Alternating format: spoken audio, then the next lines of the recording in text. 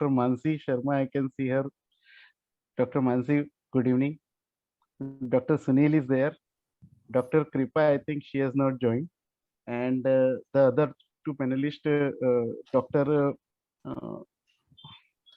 I think just, Dr. Rakesh Pinati and Pinaki. yeah, Dr. Rakesh Pinati and Dr. Pinaki Mahati. Yeah, so both of them have joined. Are you there, sir? Yeah, I'm here. Pinaki. Yes, Yeah. sir. Dr. Good evening. Pinaki. I'm here. Yeah, Dr. Rakesh. Pinaki. Yes. So, Yeah. thank you. So, just a minute. Can you?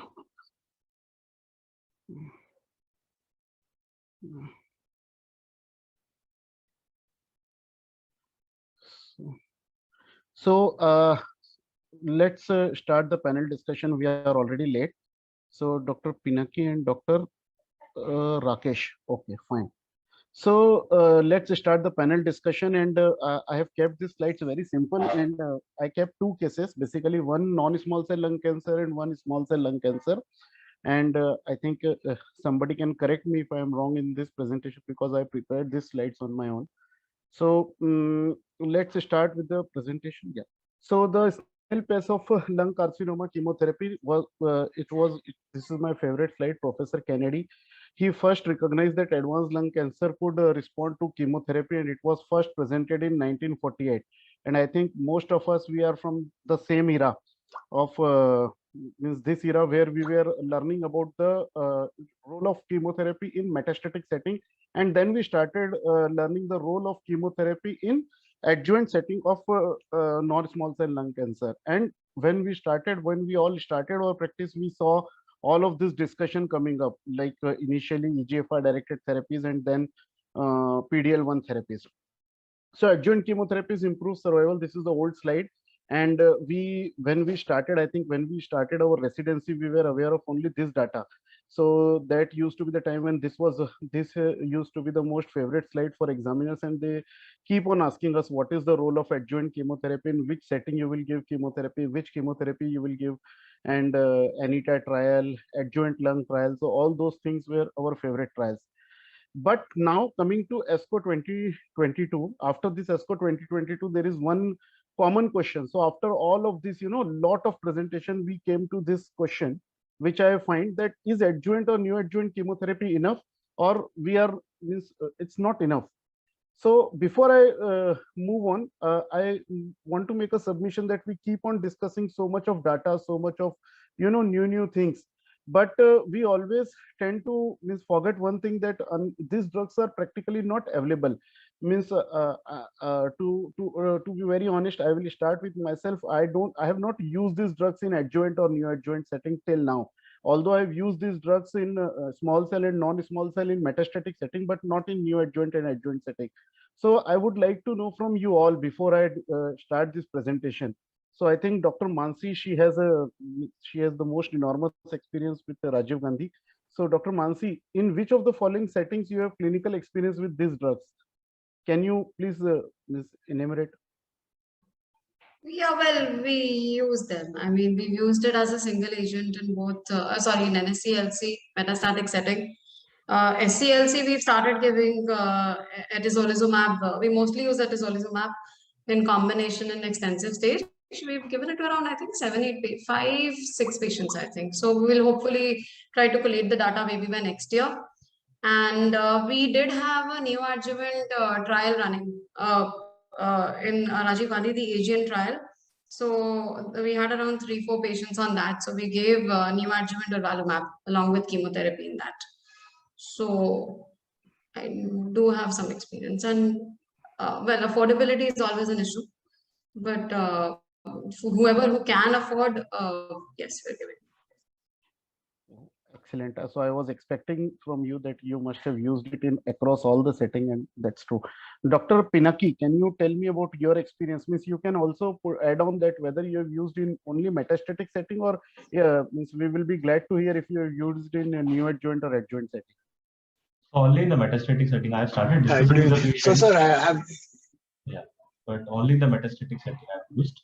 not in the neoadjuvant adjuvant still, but I have started discussing with the patients the pros and cons of using in the neoadjuvant setting. Yeah. Dr. Rakesh, Sorry, never in the neoadjuvant or adjuvant setting, sir, only in the metastatic setting. but both NSCLC and SCLC you have used in metastatic setting. Both NSCLC, SCLC in the metastatic setting, but never in the adjuvant or neoadjuvant settings. Okay. And Dr. Sunil, sir? So I have used in metastatic setting NSCLC as well as extensive small cell, and have used atezolizumab as an adjuvant in 2 patients till now. So Excellent. they are undergoing, they are on adjuvant atezolizumab. Excellent. So personally, I have not used in neoadjuvant or adjuvant setting. I have also used only in metastatic setting, and that too more in non-small cell lung cancer rather than small cell lung cancer. So without wasting time, let's quickly go on to case 1. So I kept this case very simple for discussion. Mr. X was a 35-year-old gentleman who was complaining of breathlessness and chest pain, and he had a significant smoking history, and he went to a general physician where he underwent CT scan, head and chest and brain, and he was found to have a right apical segment mass 3.5 by 5 centimeter. There was no significant lymphadenopathy. A biopsy was done from that mass, and it was suggestive of non-small cell lung cancer adenocarcinoma.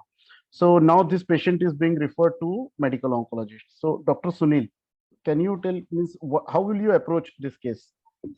So for this patient who has a 5 centimeter lesion on scan, first I would like to go ahead with a PET CACT for this patient to look for the staging of the patient as well as mediastinal node.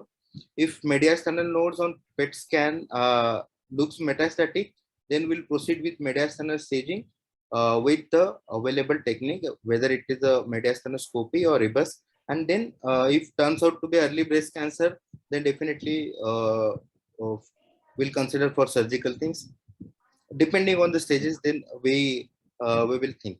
And if it's an early stage, definitely I will consider MRI brain to rule out brain metastasis. And if it's an advanced stage, then you will not do MRI brain? Then definitely we'll do, but you said surgery, if it's early stage. I mean to say before proceeding to surgery, we'll have a MRI brain scan. So you will do is there any subset of patient in which you will avoid doing a MRI brain? So usually in metastatic setting with non-small cell lung cancer without symptoms of brain mets, I don't do MRI scan. So in metastatic lung cancer, you will not do, but if it's an early stage lung cancer, you will do MRI brain. So yes, up to which stage you will do? Let's say if it's a 2 by 2 centimeter lesion. Maybe I tend to do MRI brain before proceeding to surgery. Okay. Any difference of opinion? So Dr. Rakesh, any difference of opinion? Sir, I would do MRI brain for all patients of lung cancer irrespective of the staging. More so for those patients who are going for surgeries. Yes, PET scan in all cases, I'll probably do it. And if the patient already had a CT chest and thorax, probably I would avoid doing a PET CT. But if I am the person who is doing the staging evaluation, probably PET CT and MRI in order. Molecular testing in the early stage, I'll do a focused testing of EGFR alone, not an extended panel. This is how I do, sir. Great. Dr. Mansi, you also agree with Dr. Rakesh, or you don't agree? Yeah. I mean, agreed, absolutely. So molecular staging, so definitely EGFR may be extended NGS depending on whether we have a trial coming up or not in the neoadjuvant setting. So basically that. Otherwise, in routine clinical practice, not right now, not till we have more data. So I think most of us agree, and when I went back to check NCCN, because once we finish our academics, we very less often we see NCCN guidelines and we practice what we feel. So most of us are correct. If somebody doesn't do MRI brain, he's not wrong. But as far as NCCN is concerned, any patient from stage 2 onwards, we are supposed to do PET scan in all the cases if not done previously, and MRI brain with contrast from stage 2A onward. Stage 2 and stage 3A onward we should be doing. Stage 1B, it's optional.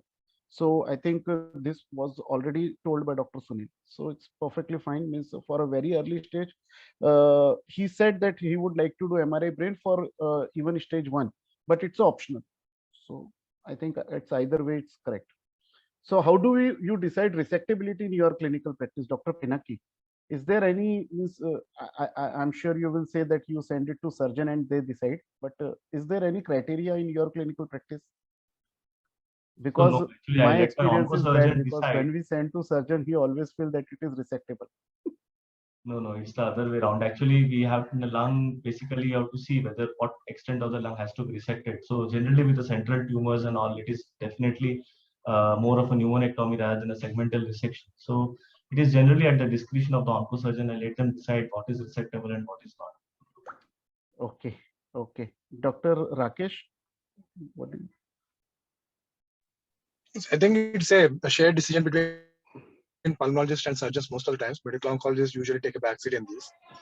I would say there is an additional factor of waiting list for surgery as well in busy centers.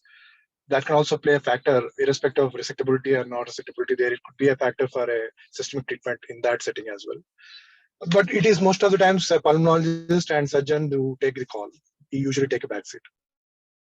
Yeah, agreed. But why I put up this question is because now, we have we in fact throughout today's complete discussion, we were discussing about role of neoadjuvant immunotherapy coming up. So when we refer to the surgeon, means most of the time the patient means land up doing surgery upfront. But when we decide that this patient fits for neoadjuvant, so means we need to discuss. But differentiating between a resectable and unresectable status is means it varies from surgeon to surgeon. And resectable means obviously there are certain diseases like matted N2, matted N3, bulky N2. These are all obvious unresectable disease. But resectability status often change even after when somebody plans for definitive chemoradiation, and there is no universally accepted definition of unresectable stage 3 disease. So determination is usually made on a case to case basis. So Dr. Mansi, has this happened in your clinical practice that you have decided for a definitive chemoradiation, and after definitive chemoradiation the surgeon feels that now the patient is resectable and means you are sending from surgery? It happens occasionally. I mean, it happens occasionally. I mean, tumor board yesterday, we had a patient who's EGFR mutant, post multiple lines, osimertinib, doing very well. Finally has a very small lesion. So, we do take these cases up where they've had a very good DFS to see whether we can or not, but it's very rare. And we obviously decide these things in tumor board. So, Okay.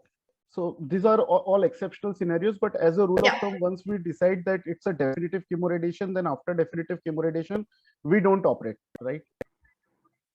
Now, unless, again, if the patient is doing very well for a long time with, a very small burden of disease, but those are exceptions rather than the. Okay. Okay. So Dr. Sunil, again, which neoadjuvant chemo regimen, suppose this patient surgeon send back to you and says, better you give some neoadjuvant chemotherapy and then I will operate. So which neoadjuvant chemo regimen you will choose? What is the So role of PD-L1 if inhibitors? I think we the can take all these three questions.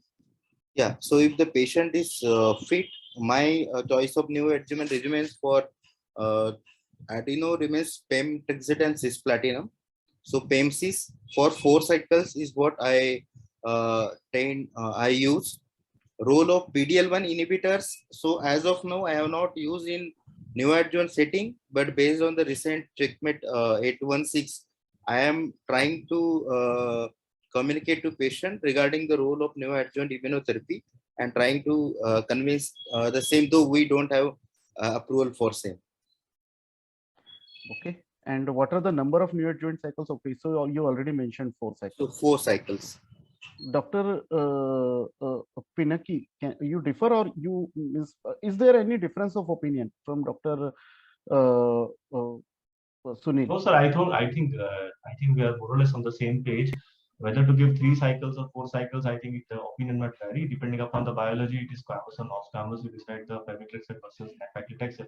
But now we have seen in the data that there is a PCR rate of almost 25 to 35% in the checkmate and the Nadim trial. So definitely very hopeful that patients would agree to take the PD-L1 inhibitor with neoadjuvant. And I think in that setting it is 3 cycles of chemo plus. Is there any downside of using PD-L1 inhibitor? Let's say patient is completely affording, he says means money is no constraint and PD-L1 is by TPS more than 50% and the patient is absolutely fit and fine, no autoimmune disorders. So means I think they have recommended that you should not use PD-L1 then in the adjuvant setting. That is one thing that I saw. no, in neoadjuvant. Is If there you any have used in the downside of neoadjuvant, using? you are not supposed to use in the adjuvant, something like that. Okay. Is there any downside, Dr. Rakesh? Do you feel that there is some downside of using a PD-L1 inhibitor in the neoadjuvant setting? I'm not sure because there is no data forthcoming saying that surgical outcomes are bad or surgical delays are going to progress the patient. But I think the 2 cycles of nivolumab previously was one study that showed a major pathological complete responses, pathological responses. And now the phase 2 NADIM and the Checkmate 816 are showing a better pathological complete responses, but we are still skeptical about how much it is going to translate into survival. So I'm not going to push for it, but it's an option for those patients who can afford for it. I don't think so there will be any major downtrends. Yeah, I think somebody can correct me if I'm wrong, but I read it that if we use PD-L1 inhibitor, the surgical colleagues, they may have more problem in operating, and there were more rates of thoracotomy after using PD-L1 inhibitor in the neoadjuvant setting as compared to only chemotherapy, and majority of the patients, they landed up with thoracotomy. So this is something which is the downside. And the positive side, we have already seen Checkmate 816 neoadjuvant nivolumab plus chemotherapy. It has shown significant improvement. And if you see the PCR rate, so this was the Checkmate 816, which I think Dr. Pinaki was telling. So in Checkmate 816, pathological complete response were seen in majority of the patients, and this pathological complete response means like in breast cancer, we've seen pathological complete response turning out to into overall survival. So this was seen in this Checkmate 816, but it's too early, as was said by most of the panelists, and we need to learn more from these points. But this is a very good evolving data. Similarly, NADIM2 was shown in his presentation by Dr. Rishabh Kothari. So he presented this trial in detail, and he has shown that this in NADIM2, nivolumab plus paclitaxel was used for 3 cycles, followed by surgery, followed by only adjuvant nivolumab, and then follow-up. And this trial has also shown very good response rate with neoadjuvant nivolumab with chemotherapy. Similarly, we have the role of neoadjuvant atezolizumab, although this is a phase 2 trial, but when on the 39 patients, they were assessed for eligibility, out of which 30 patients, they received neoadjuvant atezolizumab, and 26 patients, they underwent successful R0 resection. So I think these are all the data which came up, and this is the neoadjuvant immunochemotherapy clinical trial data which is going on. And the last speaker, Dr. Suresh sir, I think he presented the data of 2 cycles versus 3 cycles of neoadjuvant nivolumab with chemotherapy, and that ASCO 2022 has already shown that 3 cycles were found better than 2 cycles of nivolumab plus chemotherapy. So these are all our new drugs: toripalimab, nivolumab, atezolizumab, platinum doublets, followed by durvalumab. And also AstraZeneca is extensively investigating durvalumab in the neoadjuvant setting after its phenomenal success in the adjuvant setting in Pacific trial. So more and more neoadjuvant immunotherapy data is coming up. So this patient underwent surgery finally. So this patient didn't receive any neoadjuvant therapy. The surgeon changed his mind and he did surgery. Final histopathology was adenocarcinoma T3N0. All EGFR, all cross-match was negative. PD-L1 was 60%. So, Dr. Mansi, which factors, what next you will do? This patient comes to you after surgery. So what factors you consider means before giving for adjuvant chemotherapy, or this, what will you do with this patient? No, hang on. He received NSCT. No, he didn't receive NSCT. Surgeon changed his mind. He said he can operate. He operated and it was finally T3N0. Okay, all right. Okay. So so he's molecularly negative. Okay. Yeah, adenocarcinoma T3N0 post surgery.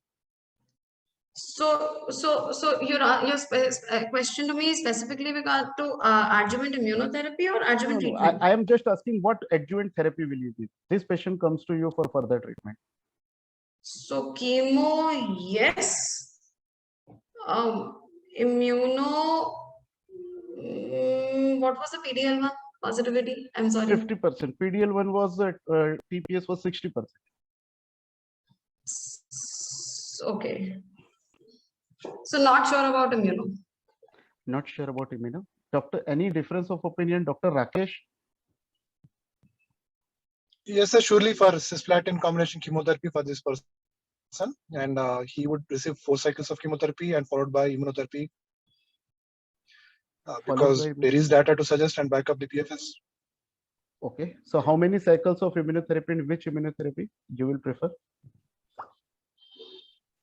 I personally haven't used it in any patient. Probably I will use atezolizumab. I would go by the clinical trial study design.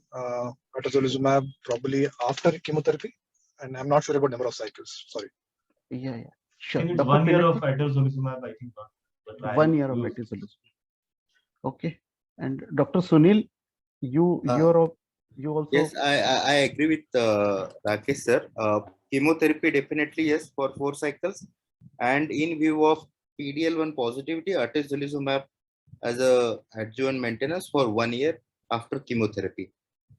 So no other choice apart from atezolizumab after ASCO 2022? No, still my preference will be atezolizumab. Sure, perfectly fine. So which factors we do means my intent of asking this question was whether we do consider type of surgery when we choose our adjuvant chemo regimen, whether we consider strength of PDL1 positivity, and whether we see whether patient has received adjuvant chemotherapy or not when we want to decide on adjuvant immunotherapy. So IM power 010, which most of our panelists they were means I think referring to atezolizumab for 1 year. So this atezolizumab has already shown statistically meaningful DFS difference in from stage 1B to 3A onward when given after chemotherapy. But what I wanted to emphasize is from atezolizumab was given only to those patients who had PDL1 more than 1%. But after ASCO 2022, this is one of the data which was presented by the previous speaker, Keynote 091. So in this patient population, they stratified the patient population into 2 types, means TPS more than 50% and less than 50%. And DFS benefit was generally consistent across most of the subgroups. So whether they are PDL1 positive or PDL1 negative. So pembrolizumab it improved DFS regardless of surgical resection, regardless of whatever type of surgery done, regardless of degree of lymph node involvement, regardless of tumor size, and regardless of type and extent of chemotherapy. So together with this thing, means this data has come up, this checkmate data has come up that pembrolizumab can be given to this patient for up to 18 cycles.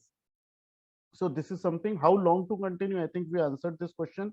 Other markers, I just kept this slide for a revision. So this patient, scenario 2, so Dr. Sunil, this patient underwent surgery and final histopathology is again adenocarcinoma, but this was EGFR del 19 positive. Sorry for the typing error. Del 19 positive, PDL1 is 1%. So what will be your adjuvant treatment of choice in this case? So for this patient, adjuvant chemotherapy definitely I will give, and as he is a EGFR positive, then osimertinib for 3 years as an adjuvant if patient is affordable. So, okay, ADORA trial, we all are aware of ADORA trial. This is the old trial. This was presented in ASCO 2020 and the updated analysis, I think, was presented in 2021. But it was basically osimertinib 80 mg once daily for 3 years versus no treatment. And there was a significant DFS benefit. We all are aware of this. So these are ongoing randomized phase 3 clinical trial of adjuvant EGFR TKI. So we have seen new adjuvant immunotherapy trials, and these are adjuvant EGFR TKI therapy.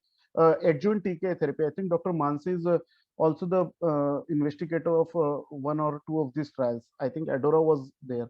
So these are the trials which are ongoing for EGFR TKI.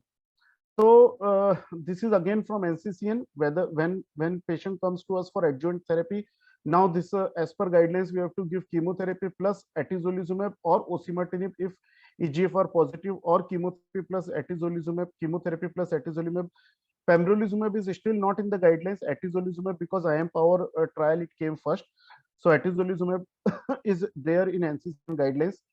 So even if the patient has received preoperative chemoradiation and underwent surgery, chemotherapy plus atezolizumab is the standard of care. And most of our panelists, they also, I think, are more familiar with atezolizumab. However, if the patient has underwent definitive chemoradiation, then everywhere it's durvalumab and there is no role of atezolizumab. So lessons learned, I tried to keep only 5 points simple, which I learned from after ASCO 2022. Role of NGS in early stage NSCLC is evolving, and as far as possible, all early stage patients should undergo broad spectrum NGS for all molecular markers. Only neoadjuvant chemo is not enough, and coming decade may change the entire armamentarium by introducing PDL1 therapy in the neoadjuvant setting, because we have seen in the nivolumab trial how much statistically significant PCR difference can make.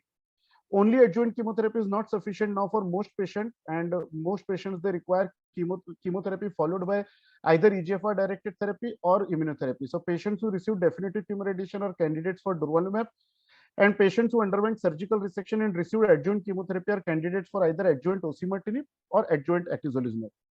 So quickly, I will just go through in the interest of time. Case 2, I have to finish small cell lung cancer also. So 74-year-old male, he was a retired government servant, a heavy smoker. He presented with dyspnea and cough. He was ECOG PS2 at presentation, and on chest X-ray, there was a right upper lobe mass. He underwent CT scan. It was again showing a right upper lobe mass with mediastinal and hilar lymphadenopathy and multiple bone and liver lesions. And MRI brain was done. There was no metastatic disease. So he underwent a biopsy and IHC, and biopsy was suggestive of extensive stage small cell lung cancer because he had multiple bony and liver lesions.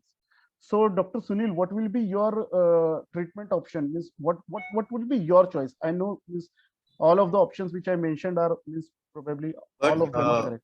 for this patient, I would like to use atezolizumab plus itopo carbo chemotherapy for 4 cycles, and then followed by maintenance atezolizumab. And you won't prefer durvalumab plus This patient has no brain mets at baseline, so preferably when I use durvalumab whenever patient has a brain metastasis at baseline. Okay, I hope And also the not number of yes. So, Dr. Mansi, what is your treatment of choice? Elderly gentleman, PS is borderline. I would actually, either give single agent carboplatin initially, wait for him to recover, or give him just a small dose of etocarb first, wait for him to recover, and then definitely add immunotherapy later on. I mean, definitely. Excellent. So either, but cisplatin I don't think is an option. 71 years old, I don't think his creat clearance would be very good. And either atezo or durvalumab. Excellent. So Dr. Rakesh and Dr. Pinaki, please. I will go with etoposide carboplatin with the atezolizumab followed by atezolizumab maintenance. And that would be the primary because of more experience with atezolizumab, and probably you will not be using carboplatin, cisplatin for this patient. And he has no brain mets, so there is no issue of whether the patient is being trial selective or not. But I think atezolizumab has more data. We are more comfortable. Dr. Pinaki, you will I also agree. prefer atezolizumab? I just want to make one point. Actually, we all discussed that in brain metastasis, durvalumab works and atezolizumab doesn't. But if you look at the Caspian trial, the hazard ratio is all over the place for brain mets. It is 0.3 to 1.3. So I am not sure that in brain mets durva will work and ato will not. So in this case, definitely without brain mets, atezolizumab would be my. That is just by virtue of this that in Caspian they included the patient. And the Caspian trial included only those patients who had. Yeah, please go ahead. So the point I was making is at least there was an option of having a asymptomatic brain metastasis, or those symptomatic brain metastases were radiation treated and subsequently are stable in the Caspian trial. But I think the atezolizumab Tinker trial has completely excluded those sort of patients. So based upon the presence of brain metastasis, patient can go ahead with radiation, can get on with immunotherapy with durvalumab, but that's not a choice with atezolizumab. Yeah, but I think that is perfectly well taken. But the previous, but what he was trying to tell is also correct, that by virtue of just inclusion of patients who had brain mets, we cannot say that durvalumab works and atezolizumab doesn't work. So I mean, I also agree with him. So role of immunotherapy in SCLC we know. I think we can skip this slide. So atezolizumab plus cisplatin or carboplatin is the standard of care, and most of the patients, if we give them first line, don't give them in the first line, they typically progress within 0.5 to 6 months, and their life expectancy is less than 1 year. So Caspian is the trial which has approved IO regimen in the extended stage CLC, and I think what I wanted to show you is the difference. Which one to choose, that is atezolizumab or durvalumab. So we were discussing about this thing. So what is the difference? The Caspian trial allowed both carboplatin and cisplatin, while in IM Power only carboplatin was allowed. In Caspian, I think patients with symptomatic and asymptomatic brain mets with radiation therapy is recommended before or after systemic therapy, while patients with brain metastasis were only eligible if they have received prior treatment in IM Power. So only controlled brain metastasis were included. And here both 4 to 6 cycles of PP were allowed. So I personally feel that the control arm in Caspian was more robust as compared to IM Power, because in IM Power only 4 cycles of PP were allowed. So personally speaking, I feel that durvalumab trial was more strong because of the more robust comparator arm as compared to atezolizumab. But by saying this, I doesn't at all mean that we can make this cross-trial comparison. Obviously, we should not do that. And if somebody has more experience with atezolizumab, I think it's perfectly fine to use atezolizumab. So this is the Caspian versus IM Power head-to-head comparison. Median OS difference, I find both of them same. Only thing in IM Power, only the brain metastasis were controlled, they were included, and in Caspian, the uncontrolled brain metastasis, untreated brain metastasis were also included. So these are the guidelines we all know. So in the interest of time, I will not take much time and I will quickly come to the conclusion. So durvalumab plus EP is the standard of care, or atezolizumab plus platinum-based doublet is the standard of care. And whenever possible, we should try to give first-line IO agent with chemotherapy. But I agree with Dr. Mansi that the patient was PS2, so better to give some induction regimen first and make fit to receive this therapy. And I think we all know these points. So one important point just I wanted to highlight, because I learned it for the first time, so I wanted to highlight it, that in Caspian, the IO agent, the administration schedule is very much different. And in induction, it was given 3 weekly for 4 cycles, but in maintenance, it was given every 4 weekly. This for durvalumab. In fact, for nivolumab trial in the neoadjuvant setting, the dose was 360 mg every 3 weekly. So I find a lot of differences in dose of IO agents, which we need to keep in mind whenever we plan some neoadjuvant or adjuvant therapy, because the doses and schedule are very much different. So with this, I thank all my panelists, and in the interest of time, I presented it. I completed it. Thank you. And over to Dr. Thank you, sir. Thank you for a very nice moderation of the discussion on lung cancer. Both the NSCLC and the SCLC part was covered. I thank all the panelists for their very active participation. With this, we come to